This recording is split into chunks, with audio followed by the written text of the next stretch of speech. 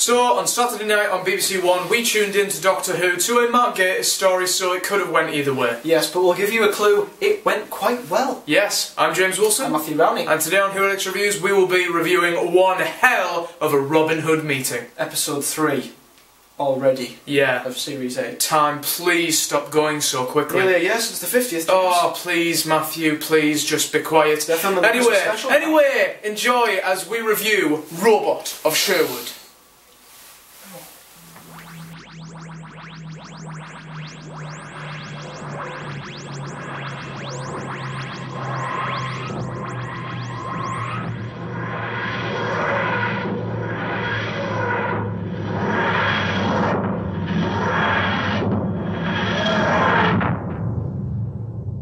Now, I hope the 12th Doctor will be okay with me laughing, because honestly, I couldn't stop laughing at some points in this episode.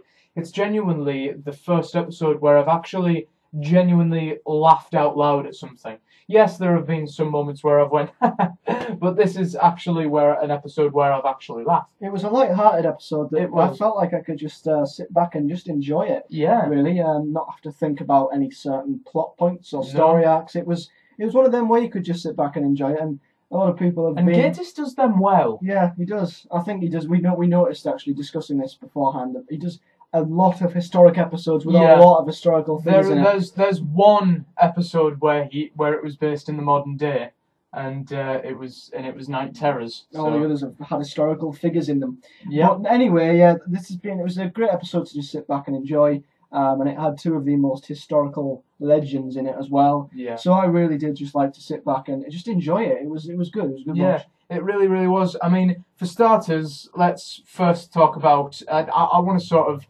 reference this a little bit, which was kind of... which I thought right from the opening scene with the Doctor writing on his chalkboard. I like that Peter Capaldi's... He's sort of at home in the role a little bit now, but... What I didn't like is that there's still no reference as to how long he's been the Doctor for. Mm-hmm. I mean, yes, there's still those 2,000 years between the God Complex and closing time that we don't know about, that Matt Smith lived. You know, he's been the Doctor for centuries. Where did those centuries come from? You know, so honestly, that's what I didn't get. I mean, yes, I know Moffat said that these episodes were going to be pretty much standalone, but there's no reference to how long he's been the Doctor for. Yeah. How long has he been in this incarnation already? They've just kind of got on with it, haven't they, really? Yeah. Him and Clara just get on with each other now. Yeah, and I didn't get that. The way they hyped up Clara and the Doctor are gonna have a lot of friction. They're going to not get along with each other all that much. But in Into the Dalek and Robots of Sherwood, they seem to be getting along quite well, and it annoys me a little bit. And in Listen, there've been a few clips and a few rumours that they really don't get along. Things get heated in Listen, which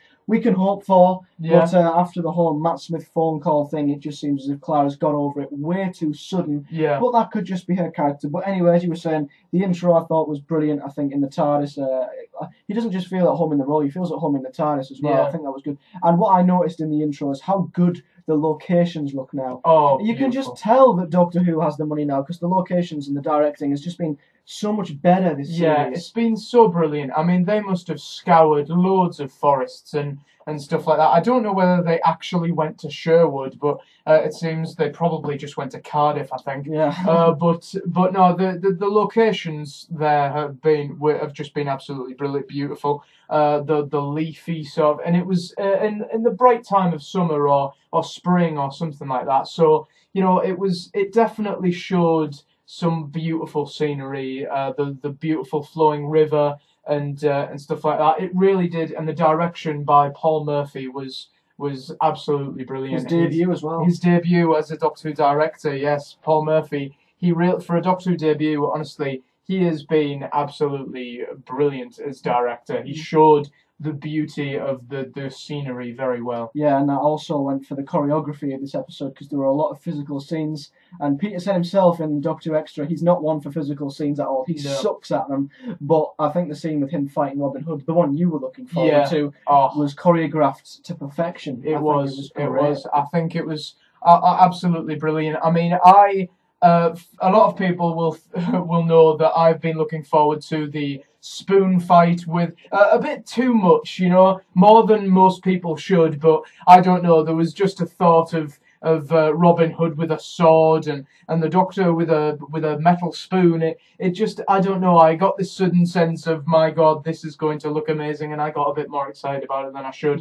And honestly, that scene was just really just amazing. The Doctor's absolutely not accepting that this is Robin Hood at all, and the opening title seems to have improved this week. There's no fading in like with the Dalek last week. It actually had that beginning that I like, the long bit. Are the BBC listening to us? I don't know. Maybe they're watching the channel. If so, I don't know. Give Tom Riley his own show's Robin Hood, please. But no, I do think that the opening titles did improve this week. Yeah.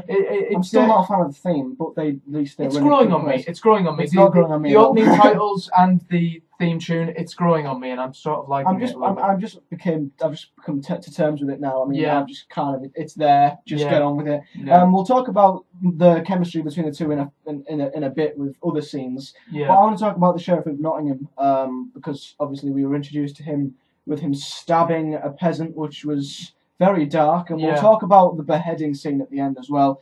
But the Sheriff of Nottingham, for me, now I know that Ben Miller portrayed him brilliantly, and I know the Sheriff of Nottingham is a legendary character, but the problem with historical episodes sometimes is Doctor Who have got to stick by the rules. There's only a certain amount that they can bend and weave, and with the Sheriff of Nottingham being the villain, Ben Miller couldn't really do much with the character. The Sheriff had to be what the Sheriff's always been, and there was no depth. There was no real development. It was all very shallow sort of thing. But I completely understand where you're coming from, and I completely agree. It's just that when you are see, that's the thing. If Robin Hood was its own thing, then by all means you can make more depth to the characters. You can give them a lot more development, make them a bit more like you would, make Robin Hood a bit more like you. But considering that this wasn't actually Robin Hood, it was Doctor Who. You know, it was Robin Hood within Doctor Who. The Mark Gatiss and Tom Riley and all the cast involved, they probably had to very much keep in with the legendary fairy tale that was Robin Hood. I think that they definitely had to keep in with that legend and not go outside that very much. So most people will probably think, oh, Robin and the Sheriff, they seemed very generic. But I while watching it, I just had to brush that past me and just enjoy the episode, which I certainly did. You know, this did not faze me whatsoever. I understood that this episode had to work a certain way. The Robin Hood needed to act a certain way. He needed to act how we know him to be. Tight green leather, bow and arrow, brilliant facial hair, you know, face of a god, you know, he just... and he needs to be very sort of heroic and very, you know, sort of pantomime-ish, sort of. So I think they had to stick to a certain way. So that's the problem. There's limitations, really. But obviously, you've got to brush that aside. They couldn't make the Sheriff of Nottingham completely different to the legend, because then people would complain. It's a fine line. They've got to try and make him as much like the Sheriff as the traditional character, but give their own twist on it. And I must admit, Gatiss had to stick to a lot of rules in this, and I think he weaved Doctor Who and Robin Hood very well. I think he brought them together brilliantly. There wasn't too much Robin Hood and too much Doctor Who. They were kind of both together, and they had all the characters like the Merry Men. And to see them in it was great as well. Yeah, it really was. I mean, Matthew was saying while we were reviewing this, Matthew did say, did ask me, do you think maybe the Merry Men should have been in it more? Well, that's the thing. They only had so much airtime. They only had 45 to 50 minutes.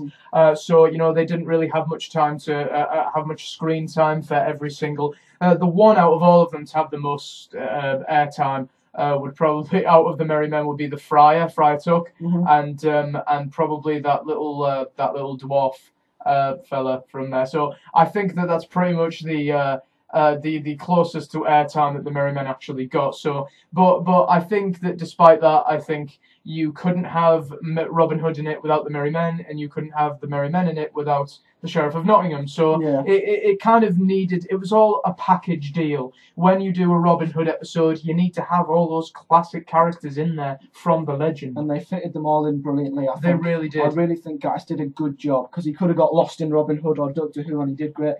Tom Riley, I thought he stole the show. He did. If we did a thing for best performance, it would be Tom Riley. It would. For the first time, it's not Jenna or Peter, although they were brilliant. I thought Tom Riley's, he was infectious. So when you watched him on screen, you were just so engaged in everything he did. Yeah. And I love the fact that he was actually sad, but he laughed to keep himself happy. Yeah. I think his character was amazing. I Yeah, really it was enjoyed it was a lot like how the Doctor used to be. You know, like he was staying young to actually get across to people that no, he's actually quite sad underneath it all.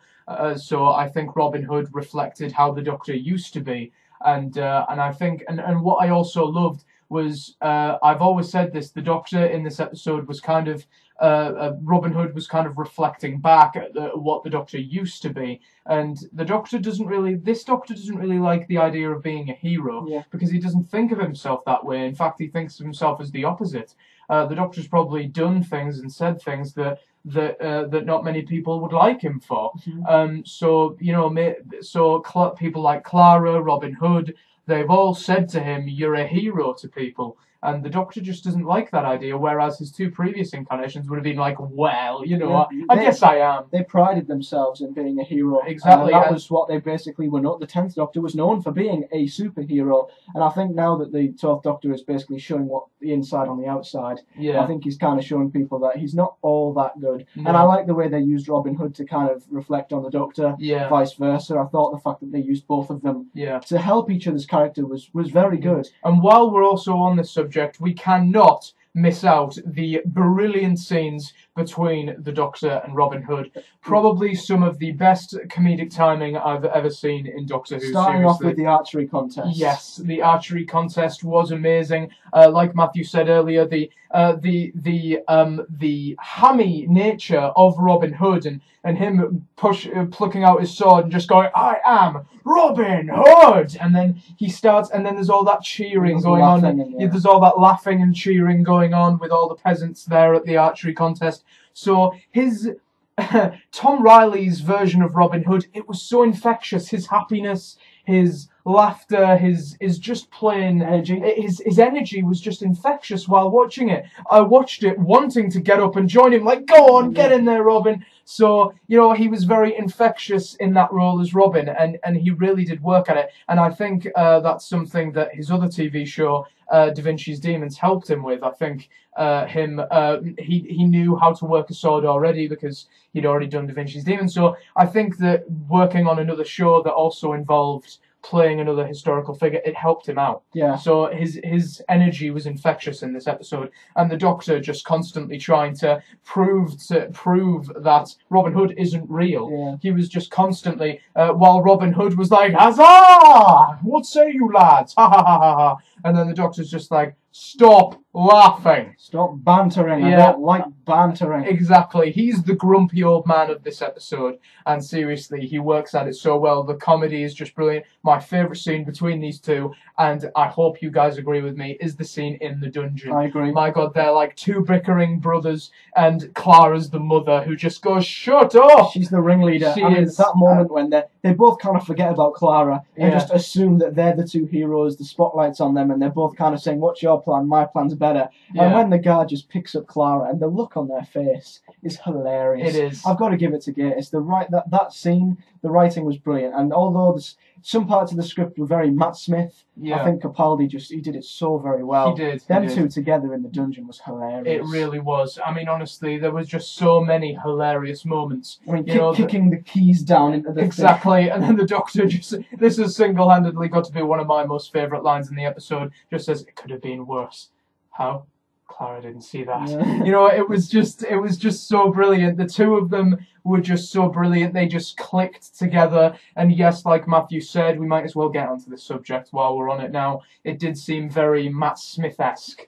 You know, the writing. Matt Gaddis is giving me the impression here that he's not transitioned well to Capaldi's Doctor. I couldn't see Mark writing a dark episode. That's No. the thing. All his episodes have been quite fun and historical and happy. Yeah. And although that can work for every Well, Doctor, the Unquiet Dead. well, you could say, yeah, a few dark aspects, but most of his stories are set in the past, Yeah. and they're there to engage you, and they're not exactly extremely dark. So now there's a Dark Doctor. I think I'd like to see him have a go at writing a story that's not in the past and that is Yeah. quite dark, like Night Terrors. He did a good job there. So yeah, I think I agree. Some parts of this would have been Matt Smith-esque, but Capaldi did it well, so I'm not complaining.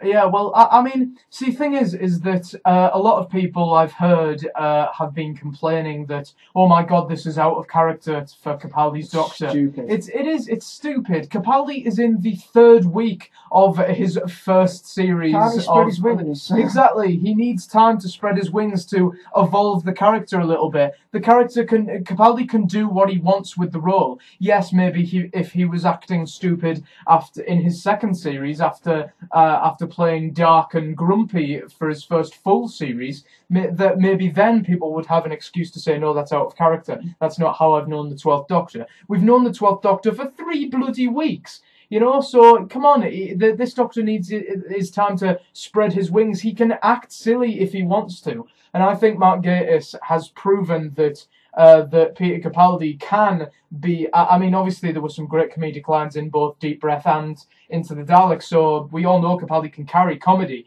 But this is probably, in terms of comedy, the best Capaldi's been. Yeah, he wasn't kind of the jumpy, bumbling, flailing arms sort of Matt Smith comedy. He was the witty comedy. Yeah. And all the Doctors have had that. I don't think there's been a Doctor that hasn't had witty comedy about them. Yeah. Even the 6th Doctor had witty comedy to him. Yeah. So I think there were some brilliant scenes like where him and Robin were bickering about who's better. That's just the Doctor, and I think if people turn around and say that's out of character, then they don't know what the Doctor is, because he is the 12th Doctor, but he's also the Doctor. Yeah. And although the Doctor's changed his face 12 times, he still has always 13. kept it. Technically, whatever. But you know, he still is the same man deep down. I think he'll always Yes. keep similar characteristics, and one of them is being like he wants to be the cleverest in the room. He wants to be the big hero. And when Exactly. Robin Hood turns around and says, "You need saving," and he's like, "I don't need saving." Yeah. So I think people saying that this is out of character, they're stupid. Yeah, it really is. I mean, I just don't understand those people at all. So, one thing I'd say is that these two have this is like two legends meeting, and it's brilliant. We all know that Sherlock Holmes and the Doctor isn't happening. May happen one day, but I don't know when that'll be. But until then, Robin Hood versus the Doctor, that's the best we're going to get. Yep. And I think that Mark Gatiss really did deliver. And like I said, but the two outstanding features for these two characters being together is Robin Hood reflecting the Doctor, and the Doctor sort of, like you said, trying to one-up Robin. Yeah, definitely. Now, Clara, someone we've not spoke about very much, I thought she was good in this. There was the scene with the sheriff, Yeah. where she was being the boss. She was bossing him about, and she was standing up for herself. And that reminded me of when she was standing up for herself against the half-faced man. Yeah. I felt like Into the Dalek, Clara was quite a spectator, and she went back to the old, just there to ask questions there sort of thing. But I think she played a good part in Robot Sherwood, and again, it's developing her character. And next week we're going to be back in Coal Hill, Yeah. and I think we're going to spend a lot of time there this series. So I like it, the fact that even when we're not in Clara's home, not in her school, we still get a bit of character development with her. Yeah. I mean, she mentioned that she's from Blackpool, finally. Yeah. So And the actress Jenna Coleman is actually from Blackpool, so obviously the actress had some influence there. But yes, I see where you're coming from. The character is definitely very well rounded in this episode. The scene with Ben Miller is also amazing in the episode. We need to talk about him a bit later on. But yes, Clara is just absolutely brilliant. I love these episodes. Reminds me a lot of Sarah Jane Smith in her first story, The Time Warrior, which was around about the same time as Viking, Robin Hood yeah, would have yeah. been, sort of thing. And it was based in a castle, and Sarah Jane Smith, to begin with, thought it was some sort of act, and it was like one of those, medieval act things, and she genuinely thought of her, held her own. She was in front of a bunch of dirty men, just like holding axes, and could chop her head off at any given moment, and she was just like being womanly. No, you're not going to do that. So Clara, in many ways, reminds me of Sarah Jane. Yeah, definitely. The Promised Land was also referenced, which we might mention briefly. This is for a completely new theory video, so we're not going to spend ages on it. No. But the Promised Land looked a little bit like Gallifrey. It did. And we were thinking that maybe to get to the Promised Land, you need to die to get there. So maybe this is a Capaldi Doctor story arc, and maybe he has to regenerate to get to the Promised Land to get back to Gallifrey. So does the 12th Doctor have to die to finally reach Gallifrey? I've got to admit, I am It's really... a whole new theory video. Yeah, it is. This is for a completely different video, and we may do this in a summary video, maybe, of the story arc when the series ends. But if the Doctor is just going to die again, I'm really not looking forward to it, because that was the main arc in Series 6, and we all know how that turned out. Exactly. So I'm really not looking forward to Moffat exploring the Doctor dying again, because Matt Smith's Doctor did that more than anyone else. Yeah. So we spoke about the Sheriff briefly. We'll talk about him again. His motives, I thought, were a bit generic. It was, wanting to take over the world. Yeah. Not a lot of people are comparing him to Anthony Ainley's Master. I've seen the beard is very similar. I will admit. And now people are saying he's the Master. Oh my God, he's the Master. Can people just not accept that there might be new characters in the show without past ones bumbling in? Technically not a new character, because he's new to Doctor Who. Yeah. So I don't get why as soon as a new character appears, he's the Master. Yeah. He's Susan. You know, it's just like, my God, can we just not have a new character for once? Yeah, I mean, it annoys me. Yes, it really does annoy me as well. But yes, also the deleted scene featuring the Sheriff of Nottingham, the ending scene with Robin Hood, which is also a brilliant scene, which we'll get to. The ending scene where Robin Hood and the Sheriff of Nottingham are having that awesome confrontation, and he knocks him into the gold. Well, that wasn't originally the ending. Originally, Robin Hood was meant to be chopping the Sheriff of Nottingham's head off to reveal that he is in fact a robot. The robotic head then comes to life, and the body starts fighting Robin Hood without a head. Yeah. But apparently the BBC had suddenly decided that because of problems with beheadings in Libya or something. Yeah, some journalists have been beheaded and it might cause a war or some ridiculous thing. But they didn't want to offend them, so you can see why they put it out, but it did actually have a massive plot point, because without that, it didn't really hint that the Sheriff of Nottingham was a robot. So that is a massive plot point that actually meant quite a bit. But apart from that, it wasn't really needed by the end of it. I got that he was human, you know. Yeah, but he wasn't actually human in the alternative ending. He was a robot. So I don't know really, but I'm happy with how it ended anyway. With Robin Hood using the Doctor's tactics. It's the same thing with last week with Into the Dalek. I mean, although we didn't get to see the alternate ending, did it still happen? I mean, there was no confirmation whatsoever that Rusty is ever going to come back. The BBC haven't confirmed it. Moffat hasn't confirmed it at all. So, I don't know. Maybe Rusty did commit suicide/genocide. I think we might find out. Maybe the Sheriff of Nottingham was still a robot, but we just didn't get to see it. I don't know. You know, so maybe that still was the case. I don't know. That's the problem with deleted scenes. You don't know whether it's canon or not. Exactly. So now we'll talk about how the story ended with the Solution firing the gold arrow at the ship. I don't know. I'm a bit iffy on it, to be honest. I know that a bit more gold and it would self-destruct the ship and all that, but how was they to know that one more arrow would? I mean, I know it was clever that the arrow appeared earlier and then they use it at the end. But how were they to know that that little bit of gold was enough? I mean, what if they'd have fired the arrow and it wasn't enough, and they were like, "Oh, well, we've done that for no reason." It seemed a bit easy and it worked. Don't get me wrong, it wasn't exactly cop-out, but it seemed a bit too simple. Yeah, fire an arrow. It's episodes with Gatiss mostly where episodes do tend to end in a very simple manner. I felt a bit bad because the robots were a bit of a letdown. They were. Despite the fact that they were the title, they did seem an incredible letdown. They were just they were a bit like the Whispermen. They were only there to be the villains' henchmen. Really, the Whispermen were there for the great intelligence. The robots were there for the Sheriff of Nottingham. Yeah. So, they played their part, but I was left a bit underwhelmed, really. Yeah. I thought they'd be the main villains. So. Yeah, I know. I thought that there would be... I mean, another question. Was there one moment in this episode where you ever thought, right, I'm just waiting for Robin Hood to be revealed to be fake? Yeah, I thought when Clara woke up next to him and he said, when he was interrogating her, I thought that was the moment I was like, okay, he's a robot. And when him and the Doctor were in that spaceship, and the Doctor was saying, "You're a robot," I thought that might be it. Yeah. But the end scene when we finally see that he is Robin Hood, the Doctor accepts him as Robin Hood, and I love this scene between them at the end, where they both kind of come to terms with each other and say we're both stories in the end, and I'm just as real as you are. That was a really great moment. I didn't for one moment think that Robin Hood would actually turn out to be real by the end of the episode. I can't remember what exactly we said in the preview, but we were just worried really. Yeah, Garrus was going to pull a fast one on us. Yeah, and I think the ending worked a lot better than I actually thought it would, because I think that Robin Hood turning out to be real, it didn't mess about with history really, because no one knows if Robin Hood is real or not. He could have been real. There could have actually been. There is substantial historical evidence to actually support that there was a character out there, a sort of vigilante of the Middle Ages who was the hero to the repressed and to the hero to the masses, and as the Doctor was saying. So there is evidence to say that there was a man like that, not exactly to that description, but there was a sort of hint that Robin Hood could have been real, and this episode ending with Robin Hood being real, I mean, I'd be quite annoyed if a lot of people were saying,